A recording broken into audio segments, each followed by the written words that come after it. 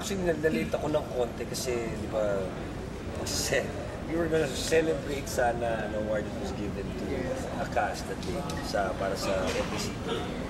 I was with sila Ronnie Lazaro, sila Raul Morit, mga friends ko, sila Drexig. Medyo celebrate dapat yun, pas mamapunta na kami sa celebration nung nanigat ako. Hindi ako handa. Honestly, hindi talaga ako handa kasi nung umaga nakita ko that my father was not lucid. He was not lucid anymore. Ako yung bantay nung umaga, kami ni Kuya Sana. Maski pa paano, I had a bad feeling. Kaya nung pagpunta ko dun sa FDCP, nagpunta ko sa FDCP, just trying to make calm of things. Kasi in my head, may panic. Hindi naman panic, pero may hindi maganda na nangyari. And every time I see that yung eyes ng daddy ko na gano'n, alam ko na may episode na mangyayari. Yun yung sinasabi namin parang roller coaster. Biglang okay siya ngayon, biglang hindi. Okay siya, biglang hindi. So may mga ganong incident. So I try to make things light that day until I got a text from Jaja and my sister Madonna na they'll stop medication. So in my head, after I got the text, sinabi ko sa sarili ko, hindi pa siguro ngayon. Although, piniprepare ko lang yung sarili ko. Because I think siguro may subconscious ko na yung nagsasabing this could be the time. So when I got there, all my brothers were there except for Eric and Kuya Junior because they were taping sa Pataan. Kuya Edgar was coming from Bulacan. Ronnie was coming from Quezon City, and the day was super traffic, it was raining. Dumating ako doon, tapos makikita mo na yung blood pressure niya slowly decreasing, slowly. Pero alam mo na yung metro na yan yung tataas. It's like a car na wala na, 1 full tank lang. Naubos na yung full tank na pa-empty na. So para siyang ganon. So ayaw naman namin paramdam sa daddy ko na umiiyak kami. Of course, di naiiwasan, may mga umiiyak, may mga lalabas, may mga very emotional. Ayoko naman din mag-goodbye sa kanya. Diba? It's not, for me, I don't want to say goodbye to my dad. He will be forever with me. Why would I say bye, diba? So, sabi ko, Dad, so lumapit ko sila, hinalikan ko. Sabi ko, Dad, huwag kang matakot. I mean, ako ito yung experience ko. It's not, sabi ko, Dad, huwag kang matakot, diba? Just go for it. Just go for it, Dad. Baka makita mo pa dyan si Mamang at si Papang, si Tito Ading, si Tito Patch, si Tito Bob. Yun na, nagsunod na yung family ko. Oh, si Kuya Freddy. So, yung Sunog Baga Boys, yung mga ganyan, yung mga mahal niya sa buhay na pati yung mga naging mga akala mong bodyguard niya, pero mga kaibigan niya talaga yun. Halika, sweldo ko kayo, bodyguard kita. Pero tingnan yung bodyguard, sila Presley, di ba, papayat. Di ba kumbaga, ito yung mga taong minahal niya sa buhay, he wanted them around him. And most of them are there. Sabi nga, Dad, pagbukas ng puting ilaw na yan, sisilip sa'yo. Kung makita mo sila, sumama ka, baka may pelikula sa'yo si Tito Ading o sino man si... Naging light, pati sa mga kapatid ko, kami, naging light. So, even my siblings, kumbaga, masakit dahil mamimiss namin siya. Pero kasi mas masakit yung nakikita namin sa naghihirap. Yun lang yun. Yun yung ako, yun yung hindi ko kaya makita. Sir, mga before that, may mga pag-usapan ba kayo? Inihabilin ba siya sa iyo? Oo. Kaso hindi ko mabasa yung lips niya eh. Sana, nabasa ko kaso. Kasi the problem was nung hindi na talaga, ganito yan. Naalala niyo yung Pacquiao fight? Yung Pacquiao fight,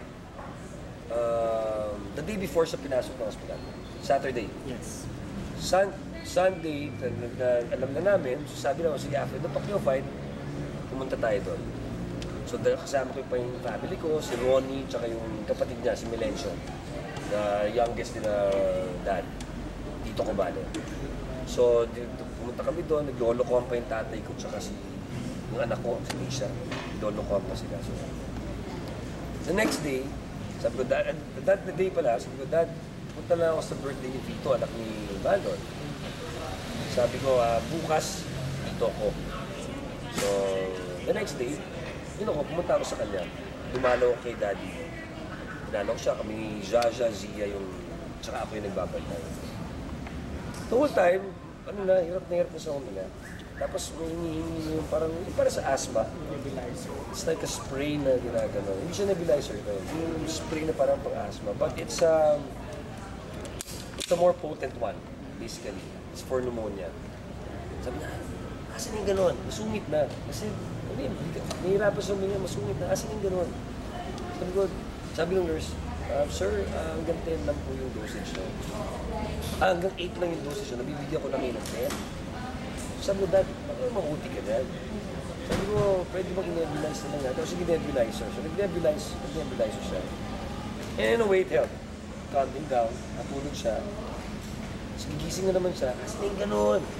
Kung maramdaman niya akin na yun, hindi siya nang hindi. So, wala talagang, it was not at ease. Basically, he was really having a hard time breathing.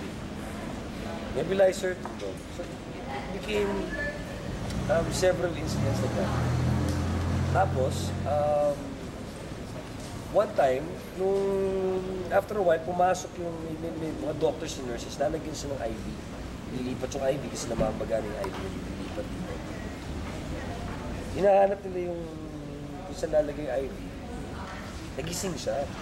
And usually, pag nagigising siya, yun yung titingin na muna yung mga tao sa room. Kilala ko ito lahat. Zia, Jaja, Epi, okay. Kasi yung ganoon. So he can be, himself. Pagtingin mo, hindi na kilala yung nakapaligid sa kanya. Nurses and doctors. And meron siyang iPad na may nagpa-play na playlist. Nagpa-play yung Labian Rose. So pagtingin, hindi na kilala yung mga sabi na, dum dum dum dum dum dum. Kinantahan niya pa yung mga nurses, di ba? Na parang dum-dum-dum-dum-dum. Sakabuli niya hininga na. Sabi ko, Dad, di ka na magyabang. Ang yabang mo, di ka na makahinga dyan. Hindi ginaganon pa namin, pero tinapos na. Tapos itatawa, nagigigil pa yung mga nurse. Tapos lumabas yung mga nurse. Sinilip pa niya ang lumabas. Paglabas na gano'n, asan yung gano'n? Bumalik na naman. So, yun yung pinaka-last distinct memory ko na pinaka-gusto siya. So what Kasi that night I left, nung pagbalik ko, minamanual na siya nung kailangan na siya, nilagyan na siya ng respirator. So, actually, yung sinabi na sa akin yung concept, para niya akong binatukan, pero of course in words na sinabi sa akin. There was a time in my career when they gave me awards left and right. I don't know if you remember those years. I don't know, 2000, during the turn of the century. Of course, gusto mo paano pag nagkakakuha na award, may yabang kayo. Napansin niya sa dinner. Ako, kaya sinasadya niya, siguro napansin niya. Tinawag niya ako sa tabi niya. Upo naman ako. Alam mo, sabi niya, alam mo, Epi, sarap lumipad. Lumipad na rin ako. Siguraduhin mo, tumingin ka sa lupa. Kasi pag hindi nakaapak yan, baba mo muna, ipako mo. Kasi pag medyo mataas ang naging lipad mo, ang lumating. Baka mahirapan kang lumating.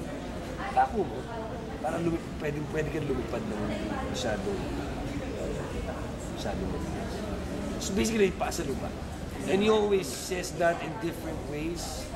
But he has lived his life as the most humble. Well, it's not a self-declared thing. You declared him king. Diba? And for him, he's humble enough to play a role of a jester.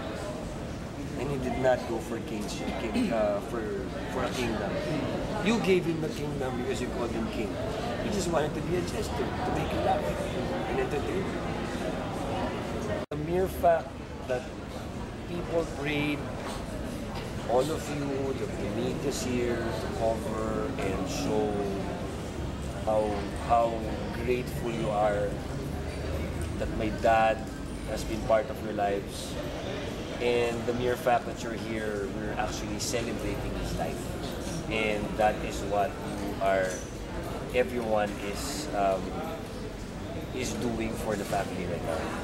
Is you're celebrating my father's life with us.